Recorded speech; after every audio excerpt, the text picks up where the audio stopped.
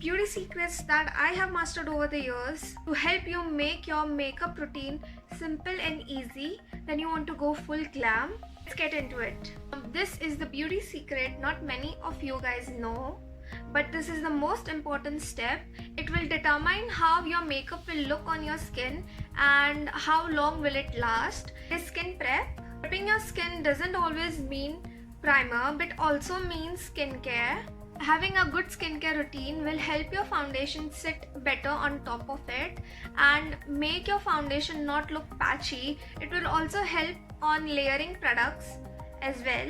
I'm going for a full glam look. I start by applying moisturizer, but sometimes I even use L'Oreal's hyaluronic acid when my skin feels patchy and it just needs a little bit of extra hydration.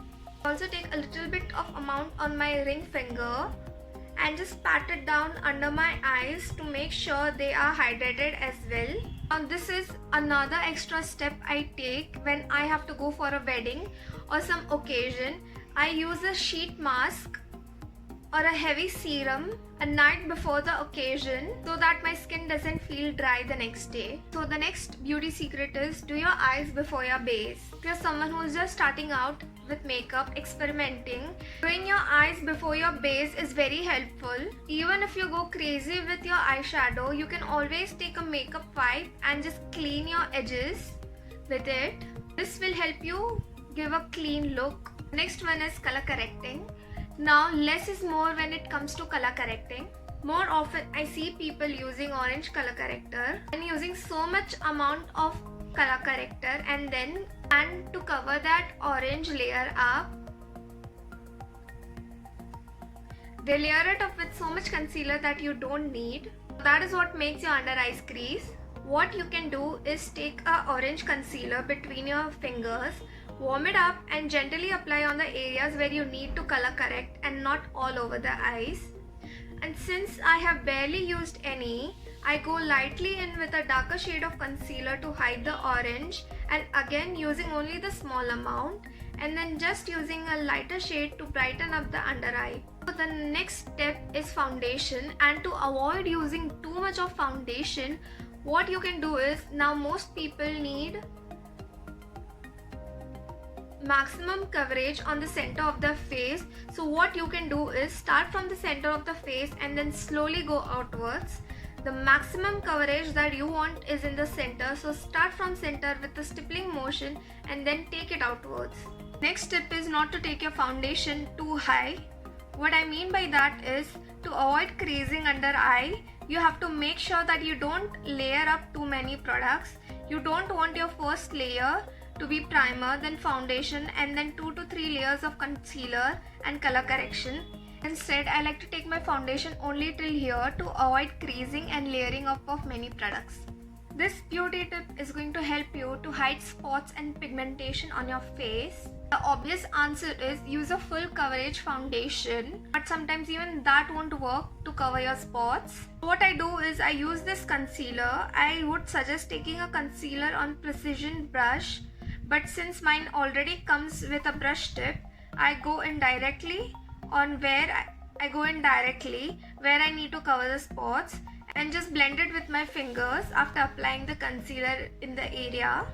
Make sure the shade of your concealer and foundation match for this to work. So next tip that I love to do is blending my blush and bronzer together. What I do is I place my bronzer a bit higher and then instead of applying blush on the apple of my cheeks, I place it above the bronzer, almost blending the two together so that I don't have two lines running across my cheek.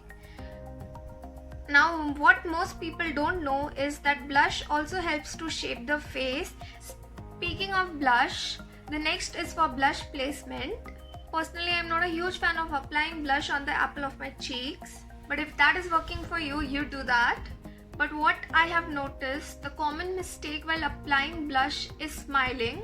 Now if you're smiling, you're applying your blush right here, and when you stop smiling, the blush comes down here, and what it does is it will drag your face down and make you look older.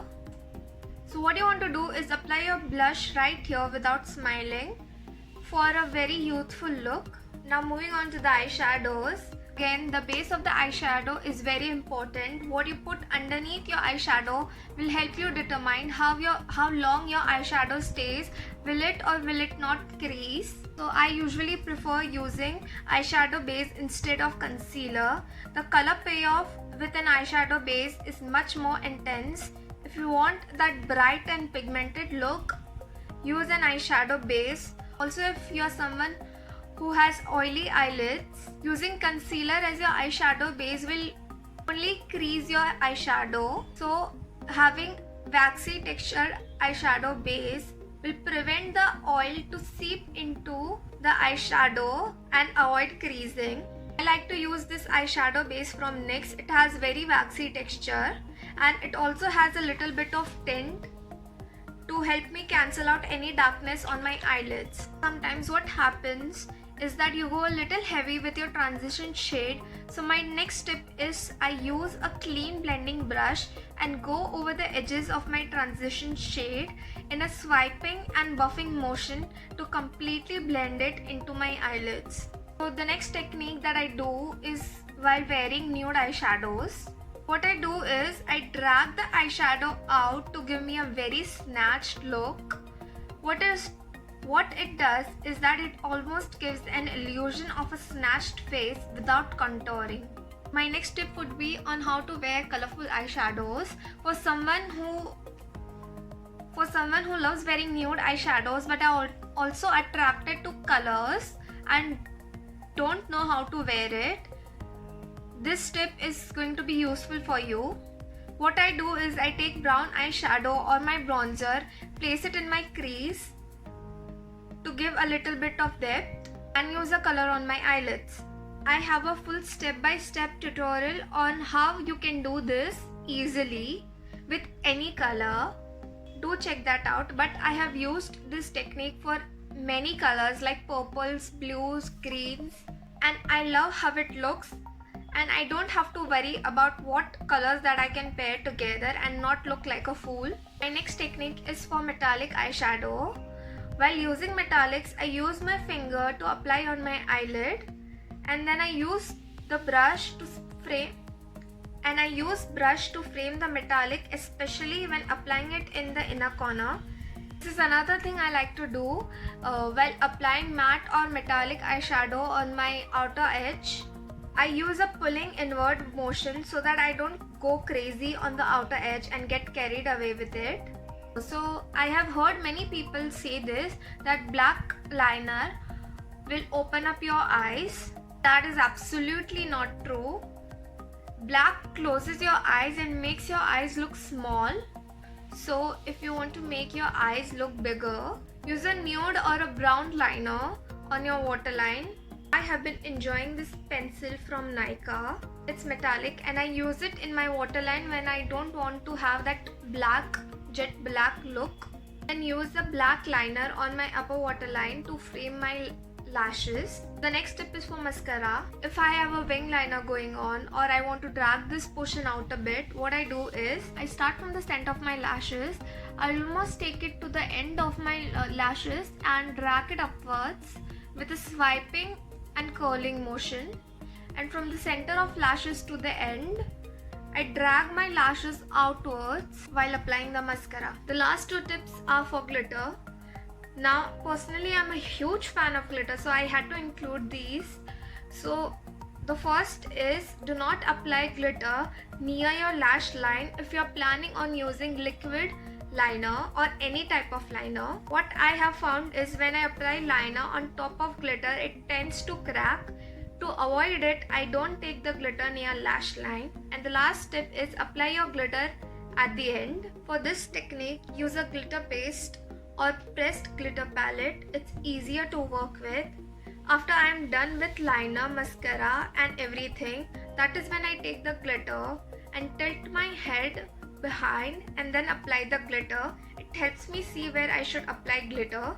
How high could I take it? Now at this point of the video, I have shown you guys my tips and tricks to make your glam look effortless. But what I want you to watch next is this video where I show you step by step on how I achieve this festive look. Till then, take care and bye. See you soon.